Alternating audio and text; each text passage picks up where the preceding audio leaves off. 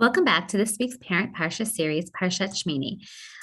We have gone a little bit on a hiatus, and so I wanted to try to get us back and cover a few different Parshiot, most notably the Parsha that was before Parshat Sav, and also this week's Parsha, Parshat Shmini. And the first book of Breshit we did with Rashi, and the second book of Shmot we did with Rashbam, Rashi's grandson. And in the third book, I think I'd like to make a little bit of a shift. I used for the last two ideas that I want to share this evening in anticipation of the upcoming holiday of Pesach from Rabbi Rosner's book, Shalom Rav. I'm going to make a plug for it. I happen to be a big Rabbi Rosner fan, Rabbi Shalom Rosner. Eitan and I are doing Daf Yomi using his podcast. He is quite brilliant, quite thoughtful, and he has two books on the Parsha, and he had what I thought were two really beautiful ideas. What I love about this book is that no matter how much or how little time you have, you will be rewarded because there are different ideas on the Parsha. Some are bigger, some are longer, but we all have a few moments in our day, in our week, leading up to Shabbat or even on Shabbat. And this book really allows us, I think, to be able to find something thoughtful and meaningful, whether we have a little bit of time or whether we have a lot of time. So one idea that Rabbi Rosner shared in last week's Parsha is that the Kohanim, or the Kohen Gadol, in anticipation of Yom Kippur, is taken to the Lishkas Parhedja, and he is secluded there for 7 days, which is akin to what actually happens in anticipation of the Chanukat Hamishkan, which we are introduced to in Parshat Shmini. And the Kohen Gadol is taken there, and he is isolated there for 7 days. And one of the discussions that gets noted is that even though there is no requirement for there to be a mezuzah affixed on any of the doors or rooms of the Beit HaMikdash, nevertheless, when it comes to this particular room, which the Kohen is isolated in anticipation of Yom Kippur, we put a mezuzah on that door. And one of the questions is why? Why would we do that? And one of the answers suggested is that we don't want people to think that the Kohen Gadol is a prisoner in the Beit HaMikdash. And it's a little bit of a strange thing. Anybody who knows, as Rabbi Rosner points out, what is going on with the Kohen Gadol would not suppose or not think that the Kohen Gadol, by any stretch of one's wild imagination, is a prisoner. And he, in theory, I guess, would be free to come or to leave, but he is there as part of his avodah that he is committed to, that he is excited about, that he is anticipating, I'm sure with some appropriate amount of trepidation and awe and fear, but it is part of this process that is his role to fulfill. And so why would we be so worried about putting a mezuzah to suggest that he is not a prisoner in the Beit HaMikdash for the few people, seemingly, that aren't aware of this part of the Kohen Gadol's responsibility in his job and his avodah of the Yom Kippur service? And one of the things Rabbi Rosner points out, he brings in lots of different sources to support this idea, is that we are worried and concerned about what other people think, and that he compares it or extrapolates it to the way in which people think about Yahadut and Judaism. That for somebody on the inside, the rules, the parameters, they're part of our avodah. We feel connected to them. We feel and find them, hopefully, most of the time, meaningful, spiritual. But for somebody on the outside who maybe doesn't feel that way or doesn't understand all the intricacies, it doesn't look like they're meaningful and spiritual and enhancing and embracing and part of what makes everything so special. They might look, for example, at the way in which we keep Shabbat and say, that feels so limiting, that feels so hard. There's nothing about that that feels free. There's nothing about that that feels relaxing. There's nothing about that that feels like a Yom HaMenucha, a day of rest, when you've been taken away from all the things that one might assume are things that are restful restful? How is this possible? How is it restful that you have to get up and go and do X, Y, and Z? Or how is it restful that you can't use X, Y, and Z? But us on the inside, we would never give up Shabbat. We understand the beauty of it. We understand the intricacies of it. We understand all of the ways in which the parameters of the day enhance our religious and spiritual experience. And the idea of having the mezuzah outside of the Lishka Parhedja, where the Kohen Gadol is or stays, is his room for the 7 days, reminds us that we have an obligation in our avodah as people to make sure that not just the people on the inside of the room appreciate and experience all of our, I guess, restrictions, one might say, but all the ways in which the rules of the Torah and our avodah enhance our religious experience and are part of our religious experience. But it's for everybody to understand, for everybody to think about that.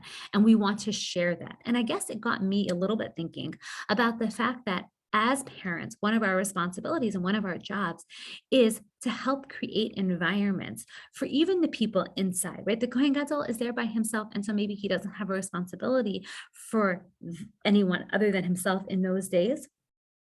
But the way in which we on the inside, who maybe already feel this sense of commitment, this sense of excitement, this sense of religious, spiritual exaltation, or maybe we're struggling with it, but we want to figure out ways in which to continue to enhance that for ourselves and for our children, and to talk about it and to really be articulate about it. It goes back to this idea that we've mentioned over and over, the different ways in which we role model the way in which we keep and connect to spirituality and religiosity, but also the ways in which we articulate it in a very thoughtful, intentional way. And the fact that sometimes we role model and sometimes we have to articulate and sometimes we have to continue to do both. And one of the things I think that we want to be thinking about is the way in which we talk about all different aspects of our avoda, which got me thinking a little bit as we're heading into Pesach. How do we talk about Pesach?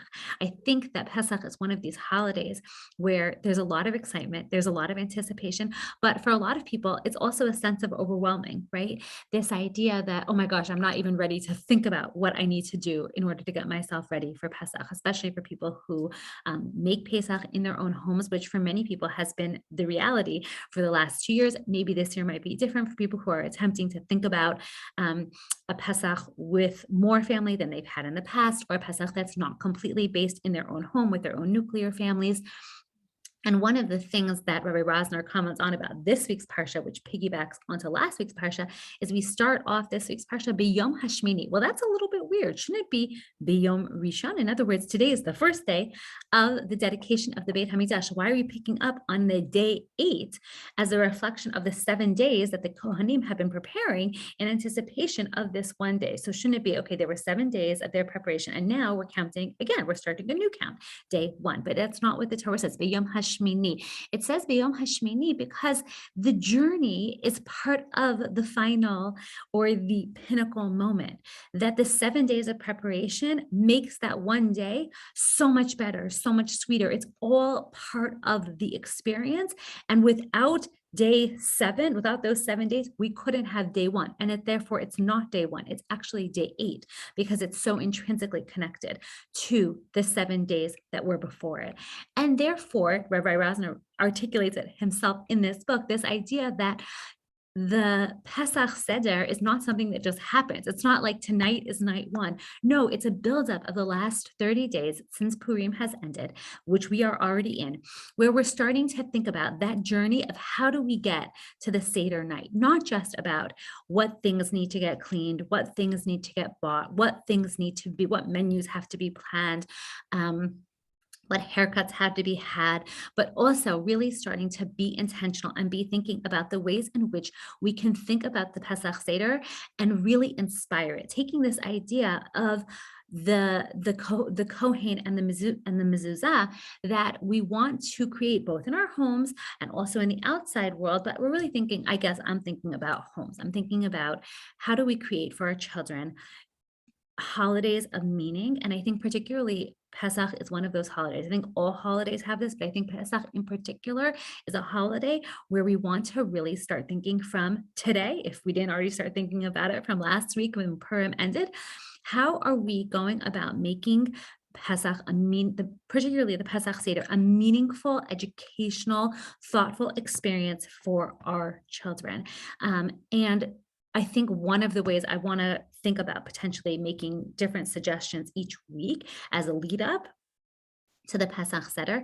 And I think the first thing I really encourage people to think about is to think about the structure of what your Pesach Seder looks like. And so I'm just going to give you one suggestion because I think that, like with anything, if you haven't planned out or had any thought process, again, assuming some amount of flexibility, because we have to be flexible. We don't know what's going to be. Plans could fall apart, something could change, somebody could be unhappy, someone could have a meltdown. There's a million and one things that could go wrong. So we have to be able to be flexible. But within flexibility, we also want to plan ahead. We also want to be thoughtful. Some people naturally love this holiday. They're able to like wrap their head around it. They have a vision for how their Pesach Seder is going to be. I think in some strange universe, for people who have children who are more certain youth ranges, perhaps having Pesach Seders that were alone the last couple of years in some ways felt easier because you could do whatever you wanted. If you had a vision for this very grand intellectual conversation happening at your table, you could steer the table that way. If you had young children at your table, you could steer it in a very child-focused way. If you're somebody who doesn't like a long Seder, you could focus it this way, but that way. If you like a long Seder, you could focus it the other way. If you had certain aspects of your Seder that you really enjoy, you could focus on that and move it faster in other areas. But I think that when we are slowly starting to come back with other family members, one of the things we're having to take into consideration is, well, what does that bigger picture family look like? And how can I make it be a successful experience for everybody? And how can I help children be successful? So I think the first thing I want to encourage people to do is to take a step back and ask themselves, what does my Pesach look like? Am I here? Am I in Israel? Do I have two Seder? Do I have one Seder? Who are the children? Who are the people sitting at my Pesach Seder? What is their bandwidth? What is their bandwidth for time? What is their bandwidth for fun? What is their bandwidth for games? And who is our audience? And maybe the question and answer is different depending on which night. One might argue, you know what, the first night of the Pesach Seder is a night that I'm really going to focus on the children. And the way that we're going to do that is by having a lot of costumes and dress up. And we're really going to animate the Pesach story in a very fun way that's going to keep the children alive. And as a result of that, it might minimize some of the intellectual conversations that are happening at the table the first night. And it might mean that there are parts of the Seder where we are going to read and maybe not pause as much because there are parts we want to get to that's going to be very fruitful for the children because we're telling a story and we want children to engage in it. But the second night, maybe we want it to have a different tone. Maybe that is a night where we've already had a first night with the kids. Maybe we're going to make a kid, again, it's a late Pesach. Maybe we're going to make a kid Seder. I'm trying to think what the fallout is. Shabbos afternoon. I guess maybe like a Shalosh Shidduch type of situation. I have actually done this in my home where the second night I come out, I set up a whole Pesach Seder for my kids, and we do a whole Pesach Seder. We go through basically almost a lot of the Haggadah. And then we don't worry so much the second night about everybody coming and feeling like they're missing out. It also allows them to stay up the first night, but for us not to have continuous meltdowns for children who maybe are too tired to stay up at the Pesach Seder for the second night and feel like they're missing out on something. We also think about the fact that sometimes there are things that maybe we couldn't accomplish in the first night and we punt them to the second night. So I think really looking in a thoughtful way and thinking about who are the people at your table. And also in some ways setting your kids up for success and expectation as you get further down the line, like kind of looking at your partner, your spouse and saying, how do we want to structure this?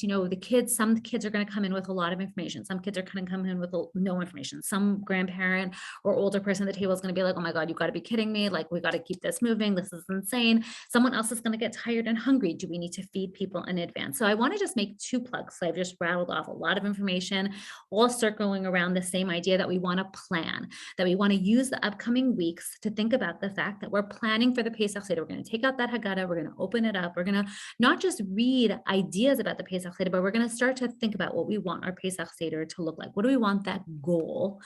What do we want our goal to be? What do we want the children, the people at our table to walk away with? And so in that way, we can start to think about, well, who's at the table? What's their times?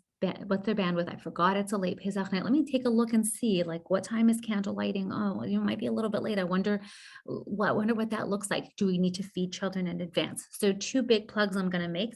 One is feeding children in advance. And the other piece I'm going to make a plug to think about is potentially doing one Pesach Seder that is more child focused, more drama, more fun. We can talk about that more. And then the other Pesach, and then doing like a children's Pesach, a children's Seder.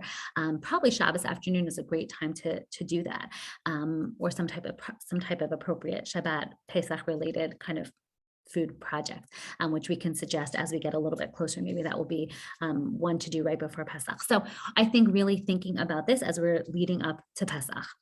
This week's Parsha, though, fun treats. So I would do anything in 8. I think I did cinnamon rolls last year in the shape of an 8. You could do it with challah. They did it with bread. I'm just using that as an example. We also, though, have in this week's Parsha, so anything 8, 8, 8, 8. We also have, though, in this week's Parsha, all the fish and some animals that are kosher and non-kosher. We talk about fins. We talk about scales. So I have ideas of fish. And also they have, you could go crazy. You could have rabbits. They have lots of interesting animals listed by name, that which are kosher and that which are not kosher. And so I encourage people to get creative and fun. And I hope everybody has a meaningful and wonderful Shabbat and starts to prepare for your Pesach Seders. I can't wait to hear what people's get thinking about. And I hope people share it with me and share it in Shul and share it on social media, and look forward to hearing different people's thoughts.